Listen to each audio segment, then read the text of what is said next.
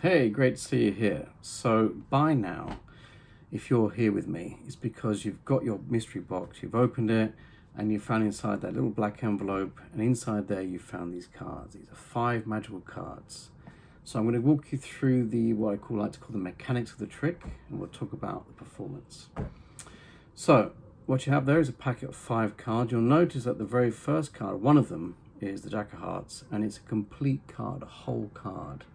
The rest are what we call double enders. You have here, for example, Queen of Clubs, Queen of Spades, followed by the King of Hearts and King of Diamonds. Then you have Jack of Spades, Jack of Clubs. Then you have Queen of Diamonds and the Queen of Hearts.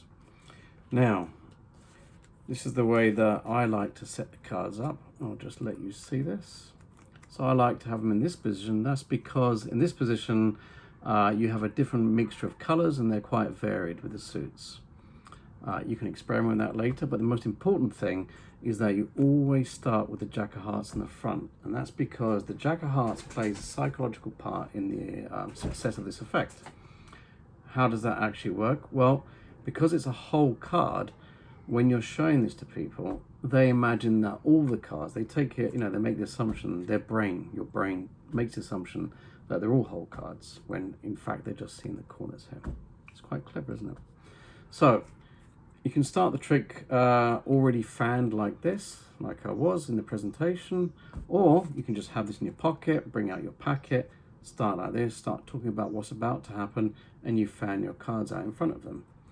Now, what's important when you're doing this trick is that in the very beginning, when you show these cards, you only kind of want to flash these cards for a second, not too long. So I just bring them out and say, look, in a minute, we're going to try something magical with these cards. The reason why I'm doing that is because I don't want everyone to focus on all 5 cards. We don't want them remembering this order or what the suits are essentially. So you're just going to bring it out and mention, hey, let's do something special with these cards, something magical. So then you take them out of view.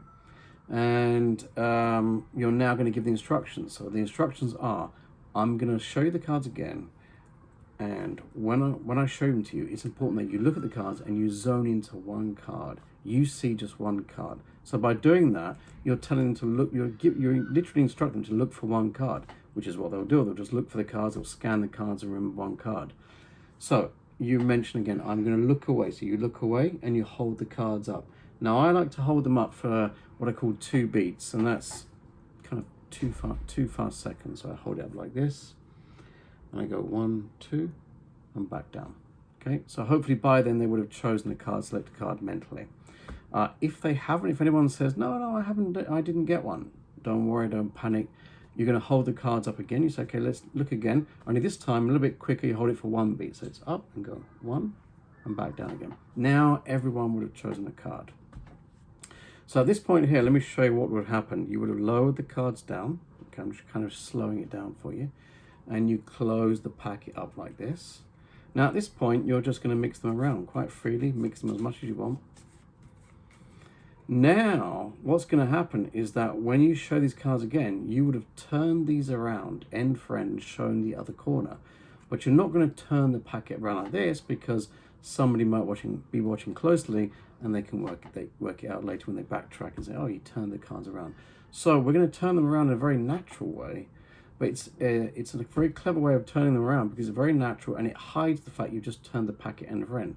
So let me explain that again. You've just shown the cards like this, you've come down, you've shuffled and mixed the cards, and now, under the guise of naturally I need to look at the cards to see which kind of person that you are I'm thinking of, I'm just going to turn them from here towards myself. I'm turning them end for end like this, and now I've reversed the packet.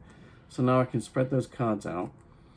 It doesn't matter the order in. The only thing that you have to remember is that you always only remove the jack. So whether the jack is in here in the middle or here, it doesn't matter where the jack is, you remove just the jack. Of course, you're not going to show it to anybody. This is where you're going to use your best acting skills to be the mind reader, strike the mind reader pose, whatever it is you want to do. But at that point, you are just going to take it and say, look, I've removed one card that you're thinking of. Now let's think about this for a second. These are a pack of cards that somebody's been looking at, and they've mentally selected a card, and without even mentioning which card it is, you are removing their thought of card. It's very powerful. So you remove their card, you put it in your pocket or on the table, And now when you turn them around, like to turn like this. I take the other hand, I flip the cards around, turn them around, and show them that their card is gone. Again, you don't want to hold it for too long. You only hold it for a couple of beats. Did I get your card? Great. Now, when you turn it around like this, just wanted to mention that your fingers here obviously have to cover the bottom pip here. And that's it. You can perform this trick to one-on-one, or you could be performing this on a call to a very large number of people. As long as everyone's looking at the 5 cards, they all get to mentally think of one card, and you just extract one card. It happens to be their thought of cards. Quite weird. As long as they're not talking to each other, the effect will work. So really hope you enjoyed that trick. I hope you practice it well. I have a challenge for you, being the head magician at Aber Academy. I challenge you to learn that trick well. Practice the moves and the mechanics, I like to call it. Practice your storytelling and your presentation.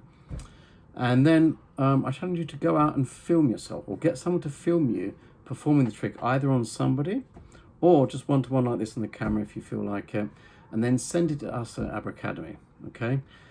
And if you are here, I guess you are, as I said before earlier, you are probably wondering how you can energize your team, your people, and help them ignite their passion for work.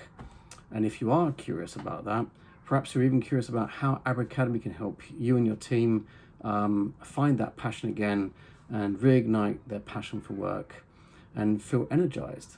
So why not just drop us an email, Aber Academy, or even better still, why don't you book in a call perhaps with Jax and have a virtual coffee with us. So hope to see you soon. Take care. Bye-bye.